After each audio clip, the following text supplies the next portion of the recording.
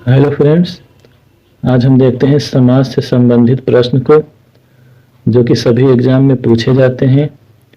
तो इसे आप याद करके कोई भी एग्जाम को दे सकते हैं।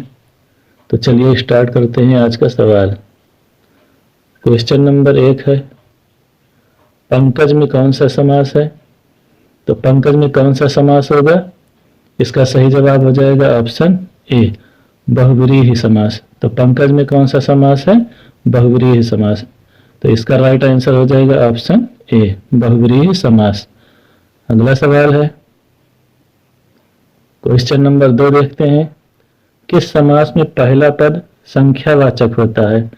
तो किस समास में पहला पद संख्यावाचक होता है? तो इसका राइट आंसर हो जाएगा ऑप्शन ए, द्विगु समास। तो किस समास में पहला पद संख्यावाचक होता है? द्विगु समास में। तो इसका सही जवाब हो जाएगा ऑप्शन ए, द्विगु समास। अगला सवाल है, क्वेश्चन नंबर 3, वीणा पाड़ी में कौन सा समास है? तो वीणा पाड़ी में कौन सा समास है? इसका सही जवाब हो जाएगा ऑप्शन सी, बहुव्रीहि समास। तो वीणा पाड़ी में कौन सा समास होगा? बहुव्रीहि समास। तो इसका राइट आंसर हो जाएगा ऑप्शन सी, बहुव्रीहि समास।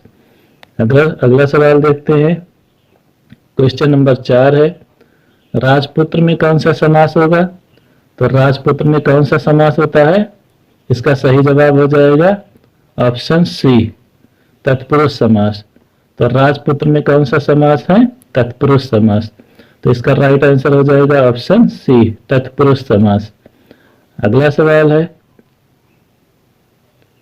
क्वेश्चन नंबर 5, निम्न शब्दों में कौन बहुव्रीहि समास का उदाहरण नहीं है? तो निम्न शब्दों में कौन बहुव्रीहि समास का उदाहरण नहीं है? तो इसका सही जवाब हो जाएगा ऑप्शन डी, महापुरुष में। तो निम्न शब्दों में कौन बहुव्रीहि समास का उदाहरण नहीं है? तो इसका सही जवाब हो जाएगा ऑप्शन डी, महापुरुष। इसका राइट आंसर हो जाएगा ऑप्शन डी, महापुरुष में। अगला सवाल है, क्वेश्चन नंबर 6, जिस समास का पूर्व पद यानी पहला पद प्रधान हो उसे कौन सा समास कहते हैं? तो जिस समास का पूर्व पद प्रधान हो उसे कौन सा समास कहते हैं? इसका सही जवाब हो जाएगा ऑप्शन ए, अव्ययी भाव समास। तो इसका सही जवाब हो जाएगा ऑप्शन ए। इसका राइट आंसर हो जाएगा ऑप्शन ए, अव्ययी भाव समास। अगला सवाल है, क्वेश्चन नंबर 7 देखते हैं, तिरंगा में कौन सा समास है? तो तिरंगा में कौन सा समास है? इसका सही जवाब हो जाएगा ऑप्शन सी, द्विगु समास। तो तिरंगा में कौन सा समास है? द्विगु समास। तो इसका राइट आंसर हो जाएगा ऑप्शन सी, द्विगु समास। अगला सवाल है, क्वेश्चन नंबर 8, नीचे दिए गए शब्दों में से अव्ययी भाव समास का चयन कीजिए। तो नीचे दिए गए शब्दों में से अव्ययी भाव समास कौन सा है?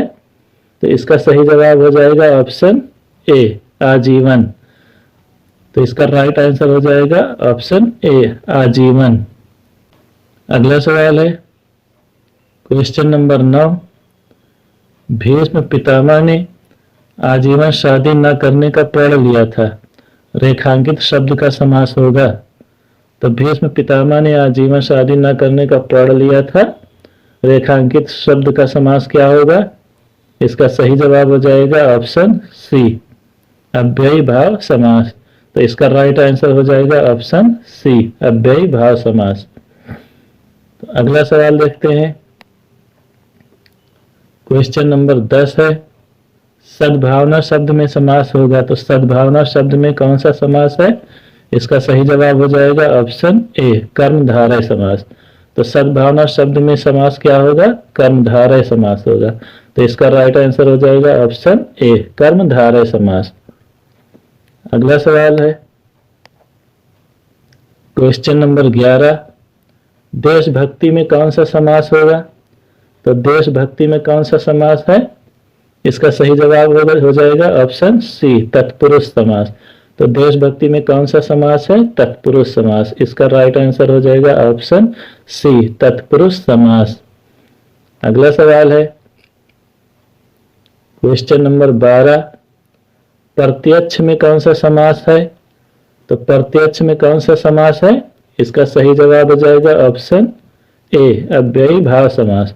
तो प्रत्यक्ष में कौन सा समास है? अव्ययी भाव समास। तो इसका राइट आंसर हो जाएगा ऑप्शन ए, अव्ययी भाव समास। अगला सवाल है क्वेश्चन नंबर 13, देखते हैं। युधिष्ठिर किस समास का समस्त पद है? तो युधिष्ठिर किस समास का समस्त पद है? इसका राइट आंसर हो जाएगा ऑप्शन बी, अलुक तत्पुरुष। तो इसका सही जवाब हो जाएगा ऑप्शन बी, अलुक तत्पुरुष। अगला सवाल है क्वेश्चन नंबर 14, 8 अध्याय है जिसमें यह किस समास का उदाहरण है? तो इसका राइट आंसर हो जाएगा ऑप्शन सी, बहुव्रीहि समास। तो इसका राइट आंसर हो जाएगा ऑप्शन सी, बहुव्रीहि समास। ऑप्शन सी, बहुव्रीहि समास। अगला सवाल है क्वेश्चन नंबर 15, देखते हैं। सिर दर्द शब्द में कौन सा समास है? तो सिर दर्द शब्द में कौन सा समास है? इसका सही जवाब हो जाएगा ऑप्शन सी, तत्पुरुष समास। तो सिर दर्द शब्द में कौन सा समास है? तत्पुरुष समास। तो इसका राइट आंसर हो जाएगा ऑप्शन सी, तत्पुरुष समास। अगला सवाल है क्वेश्चन नंबर 16, निम्न में से बहुव्रीहि समास का उदाहरण है। तो निम्न में से बहुव्रीहि समास का उदाहरण कौन है? इसका सही जवाब हो जाएगा ऑप्शन ए, चक्रधर। तो निम्न में से बहुव्रीहि समास का उदाहरण कौन है? चक्रधर। इसका राइट आंसर हो जाएगा ऑप्शन ए, चक्रधर। अगला सवाल है क्वेश्चन नंबर 17, निम्नलिखित में से कौन सा पद तत्पुरुष समास का उदाहरण है? तो निम्नलिखित में से कौन सा पद तत्पुरुष समास का उदाहरण है? इसका सही जवाब हो जाएगा ऑप्शन सी, अनुदिन। तो निम्न में से कौन सा पद तत्पुरुष समास का उदाहरण है? अनुदिन। इसका राइट आंसर हो जाएगा ऑप्शन सी, अनुदिन। अगला सवाल है क्वेश्चन नंबर 18, त्रिवेणी शब्द में कौन सा समास है? तो त्रिवेणी शब्द में कौन सा समास है? इसका सही जवाब हो जाएगा ऑप्शन बी, द्विगु समास। तो त्रिवेणी शब्द में कौन सा समास है? द्विगु समास। इसका राइट आंसर हो जाएगा ऑप्शन बी, द्विगु समास। अगला सवाल है क्वेश्चन नंबर 19, देखते हैं। कुसुम कोमल शब्द में निम्न में से कौन सा समास है? तो कुसुम कोमल शब्द में निम्न में से कौन सा समास है? इसका सही जवाब हो जाएगा ऑप्शन बी, ऑप्शन बी, कर्मधारय समास। तो कुसुम कोमल शब्द में निम्न में से कौन सा समास है? कर्मधारय समास। तो इसका राइट आंसर हो जाएगा ऑप्शन बी, कर्मधारय समास। अगला सवाल देखते हैं क्वेश्चन नंबर 20 है, समास के कितने भेद होते हैं? तो समास के कितने भेद होते हैं? इसका सही जवाब हो जाएगा ऑप्शन ए, 6। तो समास के कितने भेद होते हैं? 6 भेद। तो इसका राइट आंसर हो जाएगा ऑप्शन ए, 6। तो समास के 6 भेद होते हैं।